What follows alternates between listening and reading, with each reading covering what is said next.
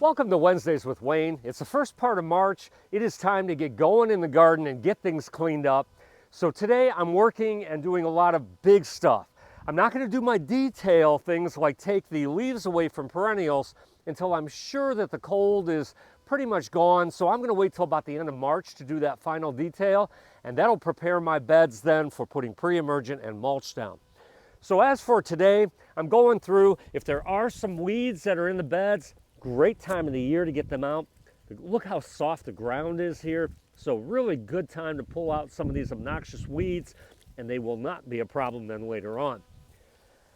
I went and took a mulching mower through my hell strip, so you can see the sections that I've done already.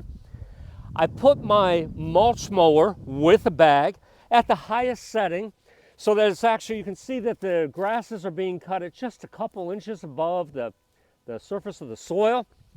And this is like absolutely perfect. Saves me a ton of time versus a pair of gas shears or a pair of just hand shears. So let me show you what I do here. With the mower,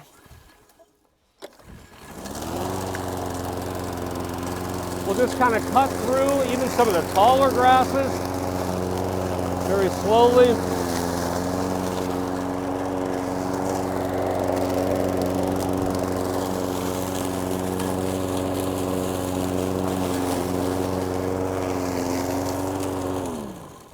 This is such an easy and efficient way to do this.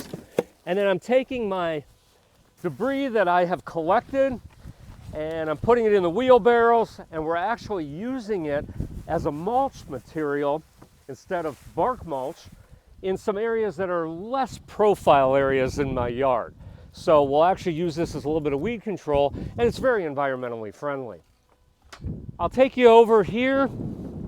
Again, you can see my beds are nice and clean from the mulching mower. Saved me a ton of time. I'd say this entire hell strip only took about 30 to 40 minutes. Over here, you can see where we've cut down all the hibiscus. If you look closely, you see the stems. And again, you'll see some of that green, that the plants are still alive. And we've taken this down to just a couple inches above the ground. And then these plants will start to emerge in probably late May or possibly even the first part of June. Again, I'm going to leave this leaf cover on it right now, keep everything protected from those last few cold days we're about to get. We've decided to spend the rest of the afternoon at Alexis's house doing some cleanup, and I want to start with the boxwood. This was a Green Mountain boxwood, and it's about 6 foot tall, you can see. We've sheared this to a really nice taper. I'm going to share also a little video clip after this of using the head shears to it, and then I'm also going to detail it with a pair of hand shears as well.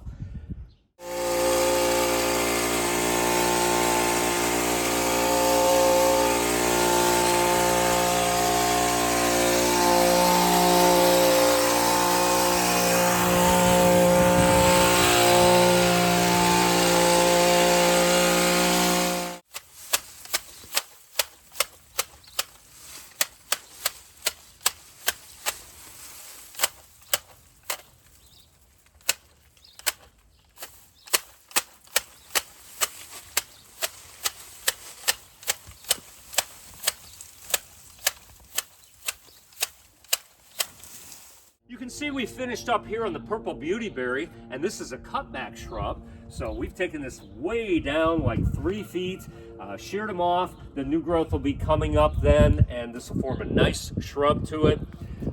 Along the edges of both the sidewalk there, the brick walk, and the flagstone walk, you can see that the pachysandra had really grown over.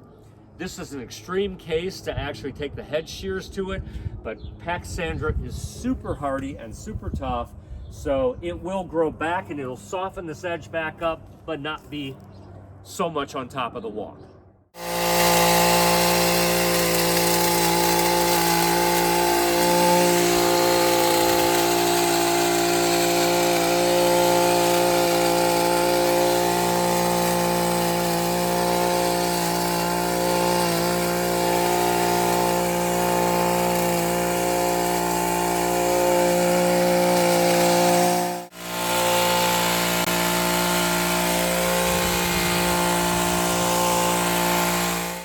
We're here by a quick fire hydrangea tree, And Alexis did the pruning on this. Last year, you can see where the cuts were made. This year, we went the next set of buds above it and really shaped it out so nicely here.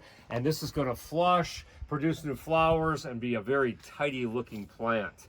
I'm going to come over here now by the boxwoods, and these are green velvets. So this is much harder to get a taper on the round type of boxwood.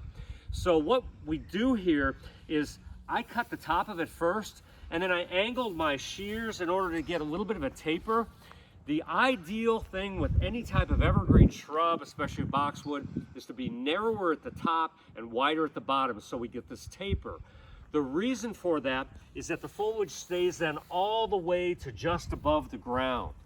I'm going to show you on the other side here where that was not the case, that it was pruned straight up and down. And when that happens, the bottom foliage does not get enough light, and you get this gap in it between the ground and the shrub. So once again, the best thing on an evergreen hedge is narrower at the top and wider at the bottom.